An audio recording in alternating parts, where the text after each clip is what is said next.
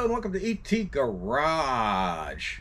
Today I'm going to go over all the brackets I made and stuff I did to get that intake to work on this motor and why the motor's not starting.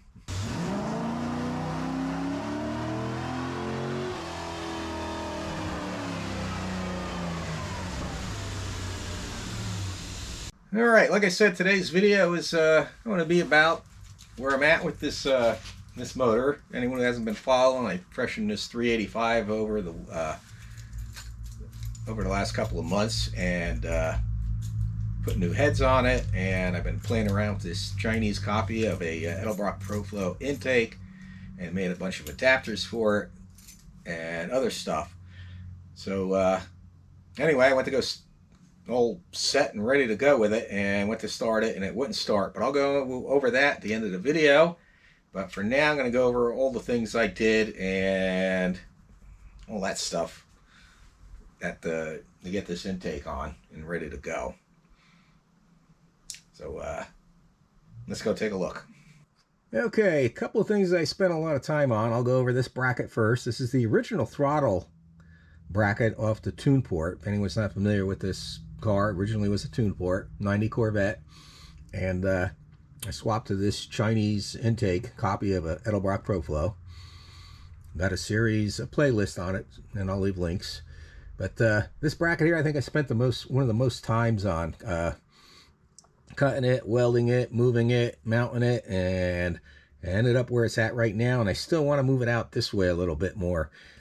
So that's where I really spent most of the time. And the reason I did things the way I did, like this is designed to work with an LS style throttle body.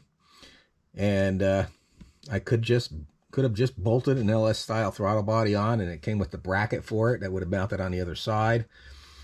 But I decided to stick with the tune port dual blade throttle body because things like these hoses here hook right to it for the evap system. And it also, if I utilize this bracket, I get to utilize this cable, which is the kickdown cable for the transmission, which is really important in an automatic transmission.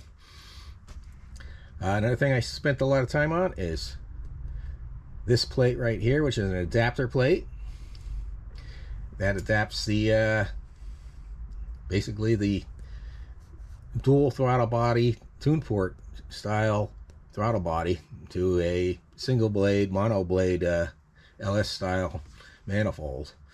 That was I spent a lot of time on. Another thing I spent time on would have been this connector right here. You can't really see it, but it's just a reducer. I needed to use a different housing for the thermostat, and it points at a different angle than the factory one. The factory one won't work on this manifold, and it wouldn't clear the bottom of the throttle body. So I had to get a hose from the parts store with a 90-degree bend, cut it, and then made it to the factory hose. Now let's go to the other side, and I'll show you that, what's going on the other side. Okay, here we are on the other side, and here I had to fab up all these AN hoses for this regulator.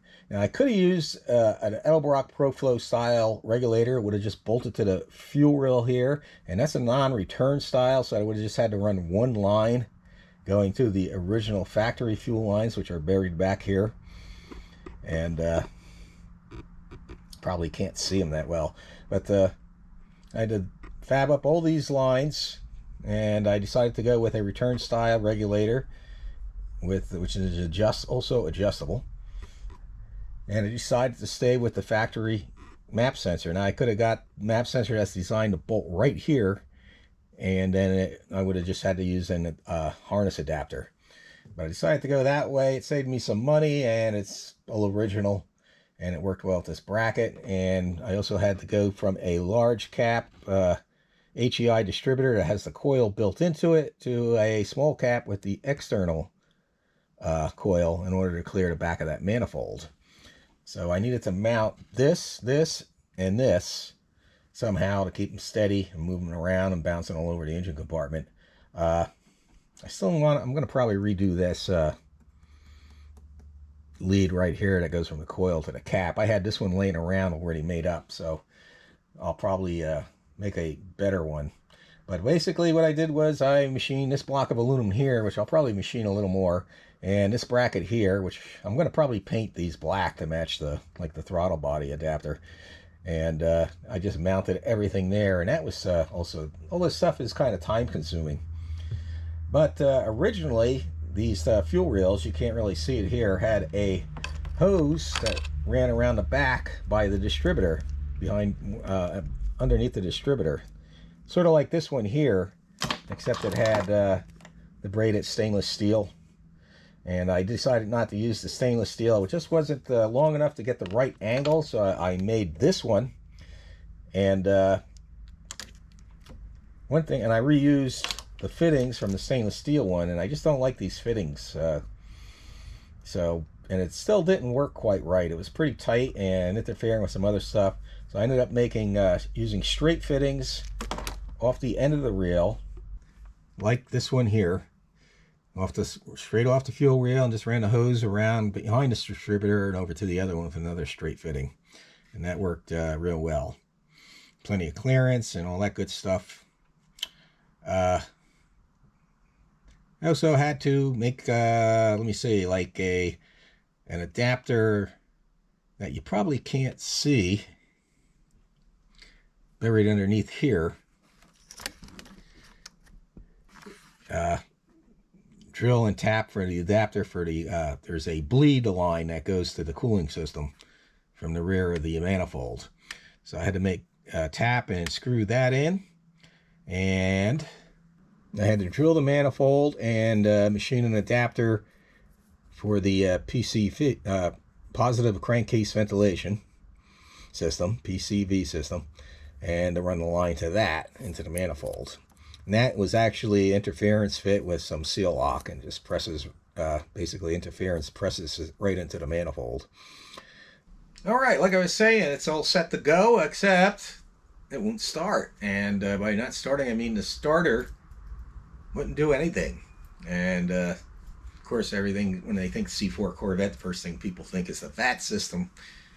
In my case, my VAT system was disabled, so I'm not worried about that. So I jacked the car up. It's still up in the air on the other side. Hooked the test light up to make sure it's getting power to the starter, and then I checked to make sure it got power to the solenoid when you key the ignition, and they both showed power. So I took the starter out, and it turns out when I tightened up the lead for the ignition that goes to the solenoid from the ignition switch, it twisted the bolt internally and snapped the wire, the soldering connection inside. So I resoldered that, and that fixed it. You know, and the starter now works, except it's not engaging the flex plate. So that's something else I'll go into in another video. In the meantime, I need to clean up like this mess here, and get my workbenches and the tools cleaned up on this bench here, and clean up like this mess over here, and get all my tools put away, and get everything cleaned up, and the shop organized, or my garage, which is never organized. Anyone who watches my video knows that.